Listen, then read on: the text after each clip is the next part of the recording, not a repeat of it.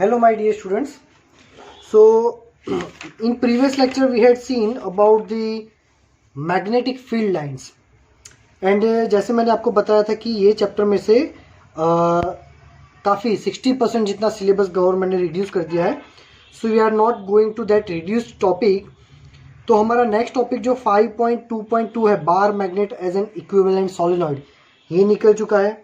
Then 5.2.3 the dipole in a uniform magnetic field, ये भी निकल गया है.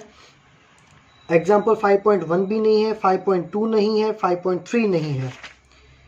5.2.4 इलेक्ट्रोस्टैटिक एनालॉग भी नहीं है. Example 5.4 and 5.5 are also cancelled.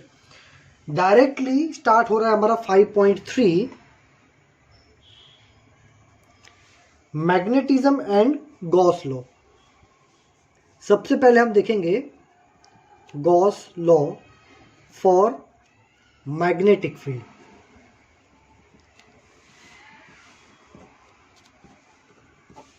See, in chapter number 1 we had already discussed about the Gauss law, but it was the Gauss law for the electric field.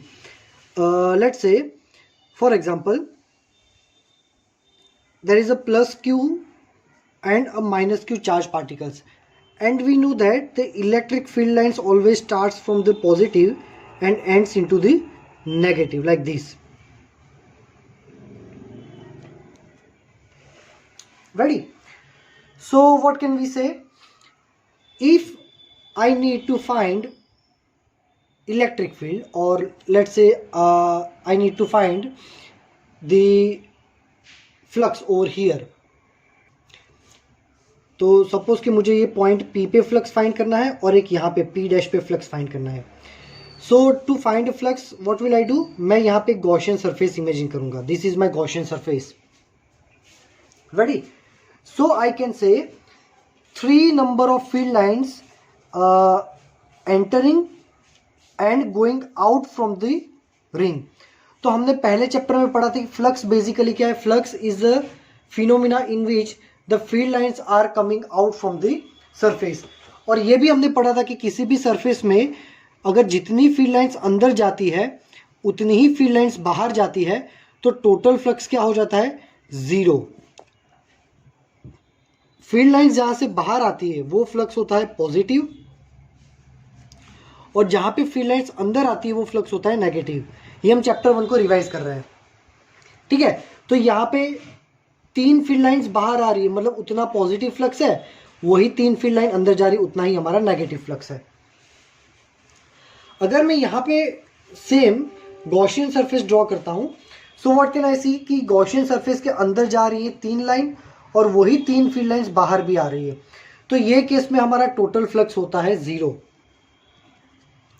But अगर मैं यहां पे गॉसियन सरफेस ड्रॉ करता हूं, सो I can see कि यहां पे field lines बाहर ही निकल रही है. कोई भी फील्ड लाइन अंदर नहीं जा रही. All the field lines are going out from the ring. And here we can say, अगर मैं यहां पे गॉसियन सरफेस ड्रॉ करता हूं, so all the field lines are going inside to the negative charge. So in this case we are getting the flux, in this case we are getting the flux. हाँ, ये flux positive होगा क्योंकि field lines बाहर जा रही है, और ये फ्लक्स नेगेटिव होगा क्योंकि फील्ड लाइंस अंदर जा रही है. ठीक है, सो व्हाट कैन वी से? Pay attention. यहां पे ऐसा इसलिए हो रहा है क्योंकि इलेक्ट्रिक फील्ड लाइंस जो है,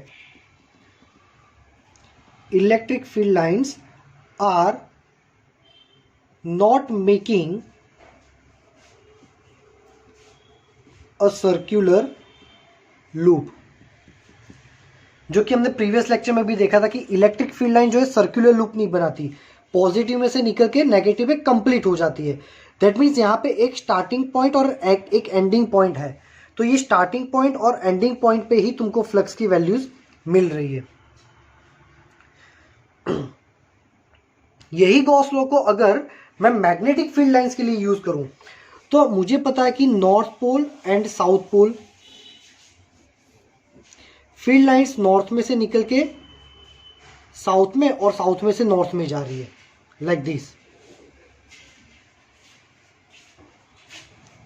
So if I need to find a flux at the point, let's say कि कोई भी पॉइंट आप ले लो, P ले लो, यहां पे ले लो P डैश और यहां पे ले लो P डबल डैश. अगर मैं यहां पे गॉसियन सरफेस ड्रॉ करता हूं तो जितनी फील्ड लाइंस अंदर जाती है उतनी बाहर आएगी, जितनी भी होगी वो सारी की सारी. यहां पे अगर P डैश पे देखो, अगर मैं यहां पे गॉसियन सरफेस ड्रॉ करता हूं तो जितनी फील्ड लाइंस अंदर जा रही उतनी फील्ड लाइंस बाहर भी निकल रही है. अगर मैं यहां पे गॉसियन सरफेस ड्रॉ करता हूं तो जितनी फील्ड लाइंस अंदर जा रही उतनी बाहर भी जा रही है. तो यहां पे कोई भी एंड नहीं है. एंड कहां होता है? सर्कल का कोई एंड नहीं होता. और फील्ड लाइन जो है वो हमारी सर्कुलर मैग्नेटिक फील्ड्स बनाती है. So circular field lines means our magnetic field lines has no ends.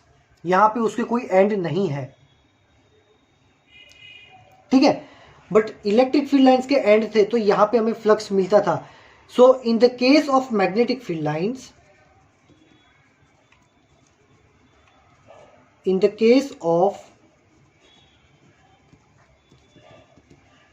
magnetic field lines, the flux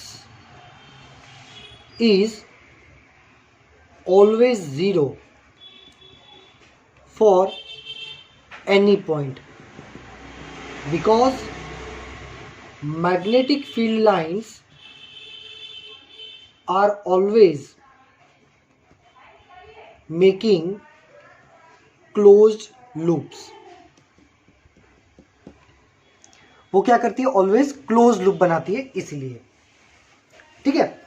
तो फ्लक्स का हमारा जो फॉर्मूला था, फ्लक्स का फॉर्मूला देखो, फ्लक्स था summation Q by epsilon 0 and flux phi is equal to integration E dot dA, ठीक है. अब हमें मान लो कि ये केस के लिए फ्लक्स मिल रहा है, तो ये फॉर्मूला क्या रिप्रेजेंट करेगा कि हमारा जो गॉसियन सरफेस है उसके अंदर एनक्लोज चार्ज प्रेजेंट है. The charge enclose by our Gaussian surface is there. इसका मीनिंग ये है. ये फॉर्मूला क्या रिप्रेजेंट करता है कि अगर फ्लक्स मिलता है मतलब कि there is some electric field lines which is either going out और गोइंग इन. हमारे केस में गोइंग आउट है. तो फ्लक्स की दो फॉर्मूला है. फ्लक्स जीरो, जैसे कि यहाँ पे फ्लक्स जीरो है, तो ये फॉर्मूला क्या रिप्रेजेंट करेगा? ये वाला फॉर्मूला कि गॉसियन सरफेस के अंदर कोई भी चार्ज नहीं है. यस, वी कैन सी कोई भी चार्ज नहीं है, क्योंकि ये केस में हमारा फ्लक्स जीरो हो जाता है. एंड अगर ये फॉर्मूला में फ्लक्स की वैल्यू जीरो कर दो तो रिप्रेजेंट करता है कि कोई भी टोटल इलेक्ट्रिक फील्ड प्रेजेंट नहीं है. यस, कोई भी टोटल इलेक्ट्रिक फील्ड प्रेजेंट नहीं है, क्योंकि जितना अंदर जा रहा है उतना बाहर भी आ रहा है. नो नेट इलेक्ट्रिक फील्ड, ठीक है. चलो, यही दो फॉर्मूला अगर हम मैग्नेटिक के लिए लिखते हैं, flux phi is equal to summation PB by epsilon 0 हो जाएगा पहला फॉर्मूला, और दूसरा हो जाएगा flux phi is equal to integration B dot dA. अब सिर्फ पॉजिटिव चार्ज और सिर्फ नेगेटिव चार्ज एग्जिस्ट कर सकते हैं, बट प्रीवियस लेक्चर में देखा था कि सिर्फ नॉर्थ पोल और सिर्फ साउथ पोल एग्जिस्ट नहीं कर सकते. सिर्फ नॉर्थ पोल और सिर्फ साउथ पोल अकेले एग्जिस्ट नहीं कर सकते, जिसको हमने बोला था पोल स्ट्रेंथ. क्या बोला था हमने? Pole strength. या फिर हमारी टेक्स्ट में magnetic monopoles. Yes, pole strength. कुछ रेफरेंस बुक पोल स्ट्रेंथ लिखती है और हमारी बुक में लिखा है मैग्नेटिक मोनोपोल्स. तो N और S इंडिविजुअली एग्जिस्ट नहीं करते हैं, इसलिए यहाँ पे जैसे क्या था, टोटल चार्ज या तो प्लस Q या तो माइनस Q, बट यहाँ पे हो जाएगा टोटल मोनोपोल. अब N और S अलग अलग तो एग्जिस्ट कर नहीं सकते, होंगे तो नॉर्थ और साउथ का पैर ही होगा. नॉर्थ और साउथ का पैर मतलब एक प्लस एक माइनस, तो ये टोटल हमारा जीरो ही हो जाता है. इसलिए हमारा फ्लक्स ऑलवेज जीरो होता है. हर तरह से हम डिफाइन कर सकते हैं. अगर ये फॉर्मूला में फ्लक्स की वैल्यू 0 है तो वो क्या बोलता है, उसका मीनिंग ये है कि total magnetic field by our Gaussian covered by our Gaussian surface is 0। Yes, always, because जितना मैग्नेटिक फील्ड एंटर हो रहा है उतना बाहर निकल रहा है, जितना एंटर हो रहा है उतना बाहर निकल रहा है, जितना एंटर हो रहा है उतना बाहर निकल रहा है। So total flux is 0, total magnetic field is 0, that means total flux is 0। ये हो गई complete information about the flux. ठीक है, चलो। So finally what can we say, देखो हमारी बुक में कुछ ऐसा एक एग्जांपल दिया है। फॉर एग्जांपल कि ये एक मैग्नेटिक फील्ड दिया है, बुक में पढ़ोगे तो इसमें ये सब कुछ लिखा है कि magnetic field lines close loop बनाती है, इसलिए इसका फ्लक्स ऑलवेज 0 होता है। ठीक है, अब ये फील्ड लाइंस पे उन्होंने गॉसियन सरफेस इमेजिन की है। ठीक है, वो गॉसियन सरफेस में एक छोटा सा एरिया इमेजिन किया है, छोटा सा पार्ट, और उसका एरिया एलिमेंट, ये छोटा सा एरिया हम ले रहे हैं डेल्टा एस। छोटा सा एरिया कौन सा है, डेल्टा एस। नाउ अब ये एरिया है तो उसका एरिया वेक्टर ऊपर होगा, ये है उसका एरिया वेक्टर, और यहाँ पे है हमारा मैग्नेटिक फील्ड। अब छोटे से पार्ट के लिए छोटा सा फ्लक्स, तो वो हो जाएगा हमारा डेल्टा फाई बी। क्या हो जाएगा, डेल्टा फाई बी, और उसका फॉर्मूला होगा बी डॉट डेल्टा एस। ठीक है, अब पूरे सरफेस का अगर फ्लक्स फाइंड करना है तो नेट फ्लक्स फाई बी क्या हो जाएगा, summation of all delta phi B. ठीक है, मतलब कि summation of all delta phi B मतलब बी डॉट डेल्टा एस, जो कि ऑलवेज 0 ही होगा। क्यों, क्योंकि ये सरफेस में जितनी फील्ड लाइंस अंदर जा रही हैं उतनी ही फील्ड लाइंस बाहर भी आ रही है ना। इन्होंने क्या किया, पहले छोटे से एरिया का फाइंड किया, फिर यहाँ पे एक छोटा एरिया लिया, उसका फाइंड किया, फिर इसका फाइंड किया। टोटल फाइंड करने के लिए सबका हमें क्या करना पड़ेगा, समेशन करना पड़ेगा, जो कि 0 ही मिलेगा, क्योंकि जितनी फील्ड लाइंस एंटर हो रही है उतनी फील्ड लाइंस बाहर भी हो रही है। ठीक है, चलो। So we can finally say कि टोटल फ्लक्स मतलब टोटल फ्लक्स हमारा क्या होता है, always 0, which is exactly related to the formula of flux use for electric field E dot delta S is equal to Q by epsilon 0। बोले ये formula इसके जैसा ही है। ठीक है, बट यहाँ पे हमें फ्लक्स मिलता था इन the case of electric field, magnetic field के केस में हमें कभी भी कोई भी फ्लक्स नहीं मिलेगा। दैट्स वाई टेक्स्ट बुक में जो सबसे लास्ट टॉपिक है वो यहाँ पे दिया हुआ है, ये रहा। ठीक है, और वो क्या है, एक मिनट, देन यहाँ पे लिखा है the Gauss law for magnetism is the net magnetic flux through any closed surface is 0। है ना, कोई भी क्लोज्ड सरफेस के लिए मैग्नेटिक फ्लक्स ऑलवेज 0 ही होगा। क्यों, क्योंकि फील्ड लाइंस क्लोज लूप बनाती है, इसलिए। ठीक है, चलो अब हमें यहाँ पे एग्जाम्पल 5.6 दिया हुआ है। चलो एग्जाम्पल 5.6 को अच्छे से देखते हैं क्या लिखा है, let's see. Many of the diagrams given in figure 5.7, next page पे हमें एक डायग्राम दिए हुए हैं। Show magnetic field lines that is the thick line in the figure wrongly. Point out what is wrong with them. Some of them may describe electrostatic field lines correctly. Point out which ones. ठीक है, तो हमें कुछ diagrams दिए हुए हैं जिसमें thick line जो है, थिक लाइंस वो मैग्नेटिक फील्ड लाइंस को रिप्रेजेंट करती है, जो कि गलत है। हमें ये बताना है कि क्यों गलत है। ये ऐसा भी बोल रहा है कि उसमें से कुछ इलेक्ट्रिक फील्ड लाइंस भी हैं जो सही रिप्रेजेंट करती है, तो हमें वो भी बताना कि वो कौन सी है। ठीक है, चलो। सो पहला न्यूमेरिकल मतलब पहला डायग्राम ये है। ठीक है, इसमें क्या किया है उन्होंने कि थिक लाइन जो है ये फील्ड लाइंस है। हर एक में दो दो लाइन्स होगी, ये डॉट वाली है वो कंसीडर नहीं करना है, थिक लाइन ये है। तो ये कौन सी लाइन है, मैग्नेटिक है, इलेक्ट्रिक है और गलत है, तो क्यों गलत है? तो सबसे पहले ये मैग्नेटिक फील्ड लाइंस तो है ही नहीं। क्यों? क्योंकि magnetic field lines always circular loop बनाती है, ये सर्कल नहीं बनाती, ये तो फील्ड लाइन कोई पॉइंट में से निकल के बाहर जा रही है, मतलब ये मैग्नेटिक फील्ड लाइंस तो है ही नहीं। ठीक है, तो ये हमारा पहला सॉल्यूशन है कि भाई ये मैग्नेटिक फील्ड लाइंस नहीं है।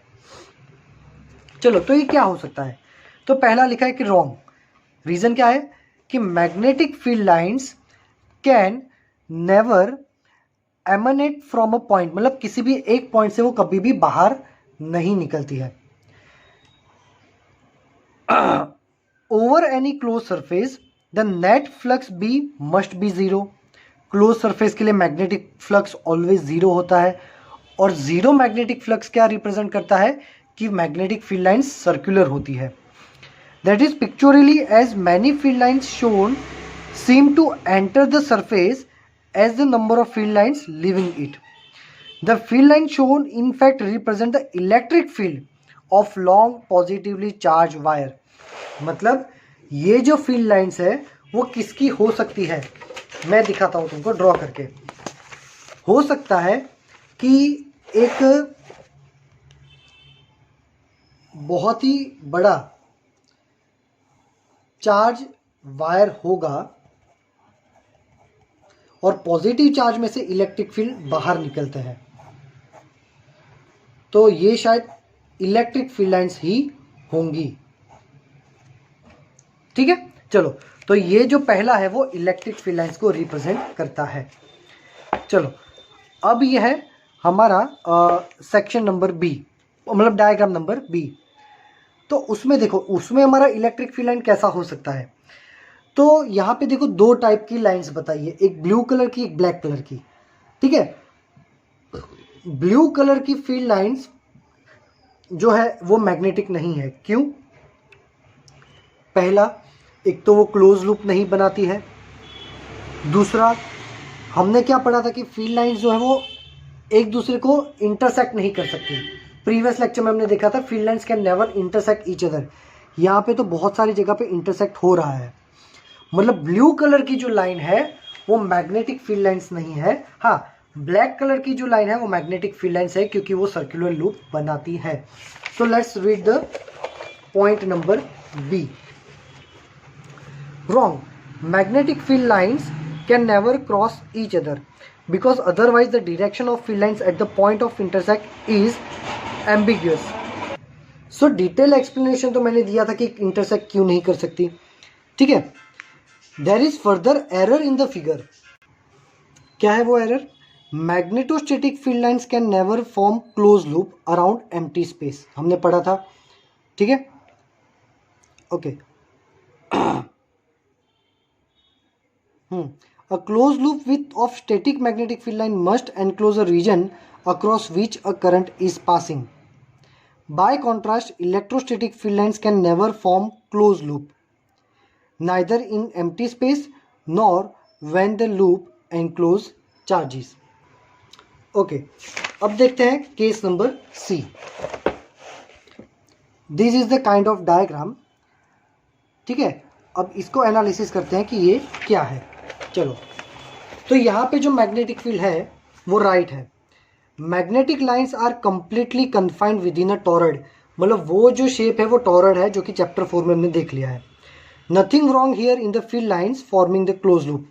ठीक है, तो टॉरॉइड में हमने क्या देखा था कि भाई टॉरॉइड में मैग्नेटिक फील्ड अंदर यूनिफॉर्म होता है, पैरेलल टू ईच अदर होता है। Magnetic field lines are making close loop बन रही है, they are never intersect each other, वो भी हो रहा है। That means this is the perfect diagram and this could be the magnetic field lines perfectly. ठीक है, चलो चलो, तो आगे अब पढ़ते हैं हमारा पॉइंट डी। तो डी डायग्राम देखो, ये ब्लू है वो वायर है और ये करंट उसका मैग्नेटिक फील्ड है। That means that could be a solenoid. ये टॉरॉइड था, ये है सोलेनॉइड। अब सोलेनॉइड की मैग्नेटिक फील्ड लाइंस ये दिखाई है ब्लैक कलर के एरो से, तो क्या ये सही है कि गलत है? तो ये पार्शियली सही है कि भाई इनसाइड रीजन के लिए तो बराबर है कि भाई हमने पढ़ा था कि सोलेनॉइड के अंदर magnetic field lines parallel to each other होती है। But when we think about the edges, तो magnetic field lines close loop बनाती है। तो यहाँ से मैग्नेटिक फील्ड लाइन कर्व बना के यहाँ पे और यहाँ से कर्व बना के अंदर जाएगी। दैट मीन्स एंड पे मैग्नेटिक फील्ड लाइंस थोड़ी कर्व वाली होनी चाहिए, जो कि यहाँ पे नहीं है, क्योंकि magnetic field lines close loop बनाती है, इसलिए यहाँ पे कर्व होना चाहिए। यहाँ पे कर्व नहीं है, इसलिए ये पार्शियली रॉन्ग है। ठीक है, तो यहाँ पे लिखा है wrong because field lines due to solenoid at its ends and outside can not be so completely straight and confined. Such a thing violates Ampere's law. The line should curve out at both the ends and meet eventually to form the closed loop. दोनों and पे curve होनी चाहिए क्योंकि उसको circular pattern बनाना है, इसीलिए। ठीक है, चलो नेक्स्ट देखते हैं ई। तो यहाँ पे कुछ फील्ड लाइंस है जो सर्कुलर बना रही है और बाकी की फील्ड लाइन सर्कल नहीं बना रही है, बट इतना पता चल रहा है कि बाहर निकल रही है तो घूम फिर के अंदर तो आ ही रही है। तो यहाँ पे सारी की सारी फील्ड लाइन जो है वो सर्कुलर पैटर्न बना रही है और यहाँ पे कोई भी फील्ड लाइन इंटरसेक्ट भी नहीं करती एक दूसरे को। That means this is the perfect diagram of magnetic fields और ये हमारा बार मैग्नेट हो सकता है। ये क्या हो सकता है? हमारा बार मैग्नेट। चलो, so right, these are the field lines outside and inside the bar magnet, है ना। ये एग्जैक्टली परफेक्टली सही है। बाकी का आप पढ़ोगे तो समझ में आ जाएगा, जो सही है वो इजी है, उसमें कोई प्रॉब्लम नहीं है। चलो, तो नेक्स्ट के लिए देखते हैं। नेक्स्ट है हमारा पॉइंट एफ। अब एफ के डायग्राम को अच्छे से नोट करो। एफ के डायग्राम में क्या है, यहाँ पे एक प्लेट है, वो प्लेट में से मैग्नेटिक फील्ड लाइंस जो भी है, फील्ड लाइंस बाहर निकल रही है अपवर्ड, वही प्लेट में से नीचे भी जा रही है। तो ऐसा पॉसिबल मैग्नेटिक फील्ड लाइंस में तो नहीं है, क्योंकि मैग्नेटिक फील्ड लाइंस जो होती है उसमें नॉर्थ एंड साउथ होता है। अगर नॉर्थ में से बाहर निकल रही है तो बाहर ही निकलेगी, वो पीछे से कभी भी ऐसे नहीं जाएगी, है ना। तो यहाँ पे फील्ड लाइंस तो नहीं है, क्योंकि अगर मान लो नॉर्थ है और उसमें से फील्ड लाइंस बाहर निकल रही है तो यहाँ से इधर बाहर नहीं होनी चाहिए। ठीक है, तो ये मैग्नेटिक फील्ड लाइंस तो नहीं है। तो ये क्या हो सकता है? ये हो सकता है कि जो दो प्लेट्स हैं, हो सकता है ये दोनों प्लेट एक पॉजिटिवली चार्ज और एक नेगेटिवली चार्ज हो, क्योंकि पॉजिटिव में इलेक्ट्रिक फील्ड लाइन बाहर निकलती है और नेगेटिव में इनसाइड जाती है। तो ये इलेक्ट्रिक फील्ड पॉजिटिव से नेगेटिव में गया और ये पॉजिटिव में से बाहर, और नेगेटिव जो होता है, नेगेटिव की इलेक्ट्रिक फील्ड लाइन कहाँ जाती है? नेगेटिव के अंदर जाती है। तो यहाँ पे ऐसी है, ये अंदर जा रही है, यहाँ से ये इसके अंदर जा रही है, ये बाहर जा रही है। दैट मीन्स ये पॉजिटिवली प्लेट चार्ज है और ये नेगेटिवली चार्ज प्लेट्स हैं। ठीक है, तो वही आपके पॉइंट एफ में लिखा हुआ है। नेक्स्ट देखते हैं पॉइंट डायग्राम नंबर जी। तो जी में यहाँ पे ये जो ब्लू है ना, पूरा मैग्नेट है। ये पूरा नॉर्थ पोल है और ये पूरा, मतलब ये नॉर्थ है और ये साउथ है, मतलब ये नॉर्थ का एंड है और ये साउथ का एंड है, ये पूरा मैग्नेट है ऐसा। तो नॉर्थ और साउथ के बीच में फील्ड लाइंस ऐसी स्ट्रेट दिखाई है। तो क्या ये सही है? तो 110% तो सही नहीं है, क्योंकि नॉर्थ में से जब भी फील्ड लाइंस निकलती है वो थोड़ा कर्व बनाती है, साउथ में जब भी एंटर होती है थोड़ा कर्व बनाती है। यहाँ पे नॉर्थ में से एग्जैक्टली स्ट्रेट निकलती है और साउथ में भी स्ट्रेट ही अंदर जा रही है। तो ये 100% सही नहीं है। That should be some curve over the ends of north and south pole. ठीक है, तो यहाँ पे हमारा एग्जाम्पल 5.6 कंप्लीट हो रहा है। आगे बढ़ते हैं एग्जाम्पल 5.7 पे। Magnetic field line shows the direction along which a small magnetized needle aligns। मतलब हमें पता है कि भाई यहाँ पे मैग्नेटिक फील्ड लाइंस है, ठीक है, ये वाली। अगर मैं यहाँ पे मैग्नेटिक नीडल रखता हूँ तो मैग्नेटिक नीडल ऑब्वियसली यही डायरेक्शन में अलाइन होगी। ऐसा ये क्वेश्चन में कह रहा है, ये नॉर्थ साउथ ऐसा। तो मैग्नेटिक नीडल को आप रखोगे तो मैग्नेटिक नीडल जो है वो यहीं पे अलाइन होगी, एग्जैक्टली इसी पे, नॉर्थ साउथ ऐसे। नीडल तो ऐसे ही जाएगी। Do the magnetic field lines also represent the line of force on which a moving charge particle at every point? Lines of force on a moving charge particle at every point. क्या ये field lines force on moving charge को represent कर सकती है? तो नहीं, क्योंकि force on a moving charge होता है F equal to Q into V cross B। ठीक है, तो स्टैंडर्ड 11 क्रॉस प्रोडक्ट में F, V और B तीनों एक दूसरे के परपेंडिकुलर होते हैं, तो फोर्स मैग्नेटिक फील्ड के परपेंडिकुलर होगा। और क्वेश्चन में ये कह रहा है कि जो मैग्नेटिक फील्ड है क्या वही फोर्स को रिप्रेजेंट करती है? नहीं, क्योंकि मैग्नेटिक फील्ड और फोर्स, ये अगर फोर्स को रिप्रेजेंट करती है तो दोनों सेम डायरेक्शन में हो जाते हैं। फोर्स और मैग्नेटिक फील्ड परपेंडिकुलर होने चाहिए। तो अगर ये मैग्नेटिक फील्ड है तो फोर्स इसके परपेंडिकुलर ऐसे होना चाहिए। क्वेश्चन में ये बोला है कि क्या यही मैग्नेटिक फील्ड फोर्स को भी रिप्रेजेंट करती है? नहीं, क्योंकि फोर्स जो है वो परपेंडिकुलर होता है for the case of charge particle. Force on a moving charge के लिए ये होता है। ठीक है, चलो आगे बढ़ते हैं। नेक्स्ट क्या लिखा है? बी, चलो, magnetic field lines can be entirely confined within a core of a toroid but not within a straight solenoid. Why? तो इसका कहने का मीनिंग ये है कि जो टॉरॉइड होता है ना, torrid, let me explain you, book को रखो साइड में। टॉरॉइड जो है, टॉरॉइड के केस में सारा का सारा मैग्नेटिक फील्ड टॉरॉइड के अंदर ही होता है। सोलेनॉइड में सारा का सारा मैग्नेटिक फील्ड सोलेनॉइड के अंदर क्यों नहीं होता? टॉरॉइड खुद एक सर्कुलर शेप है और मैग्नेटिक फील्ड लाइंस को सर्कल बनाना ही बनाना है। अब सोलेनॉइड के अंदर मैग्नेटिक फील्ड लाइंस ऐसी ही होती है, तो सर्कल बनाने के लिए थोड़ा मैग्नेटिक फील्ड बाहर से अंदर आना चाहिए ऐसे। इसलिए सारा मैग्नेटिक फील्ड सोलेनॉइड के अंदर नहीं रह सकता, थोड़ा मैग्नेटिक फील्ड बाहर भी रखना पड़ेगा क्योंकि उसको क्लोज लूप बनाना है, इसीलिए। अब नेक्स्ट देखते हैं, मैं क्वेश्चन रीड कर रहा हूं।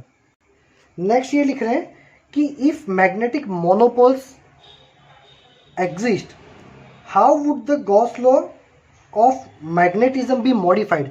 अगर हमें नॉर्थ और साउथ अलग से मिलता तो गॉस लॉ को हम कैसे मॉडिफाइड कर सकते हैं?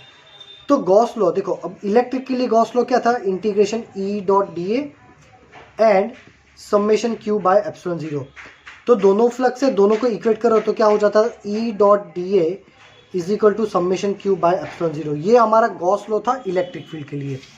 तो same Gauss law magnetic field के लिए क्या हो सकता है? B dot D is equal to 1 upon epsilon 0 जो है वो इलेक्ट्रिक का कांस्टेंट है, मैग्नेट का कांस्टेंट होता है म्यू 0। ठीक है, समेशन Q की जगह हो जाएगा हमारा QM। ये QM क्या है? QM इज अवर मोनोपोल, मतलब या तो नॉर्थ पोल या तो साउथ पोल। ये नॉर्थ पोल में कितना वैल्यू है, ये साउथ पोल में कितना वैल्यू है, वो वैल्यू है QM, तो वो यहाँ पे डालते। पर ऐसा तो पॉसिबल है ही नहीं, क्योंकि सिर्फ only north and only south can not possible. ठीक है, चलो next. Does a bar magnet exert a torque on itself due to its own field? Bar magnet का एक मैग्नेटिक फील्ड होता है, क्या ये मैग्नेटिक फील्ड खुद पे टॉर्क लगा सकता है? नो, कोई भी पॉसिबिलिटी नहीं है कि बार मैग्नेट खुद पे ही टॉर्क लगाए। टॉर्क लगाने के लिए मैग्नेटिक फील्ड चाहिए, पर वो किसी और का होना चाहिए। ठीक है, चलो कुछ आंसर्स ऐसे जो आपको डायरेक्टली याद ही रखने पड़ेंगे। इसमें कंटिन्यू है, Does one element of a current carrying wire exert a force on another element of same wire?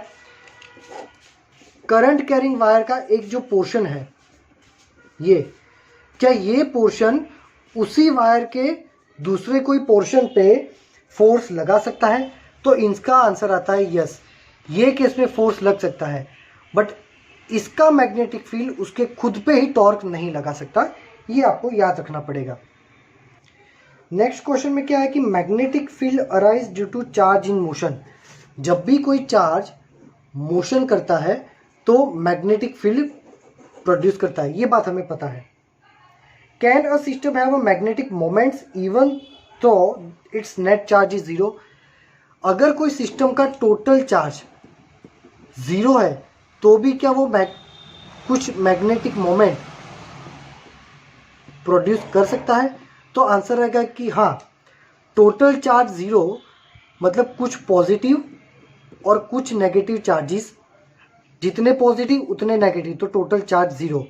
ये केस में भी आपको मैग्नेटिक मोमेंट मिल सकती है। इसका आंसर आपको याद रखना पड़ेगा क्योंकि इसके लिए पैरामैग्नेटिक मटेरियल का एक एग्जांपल दिया है।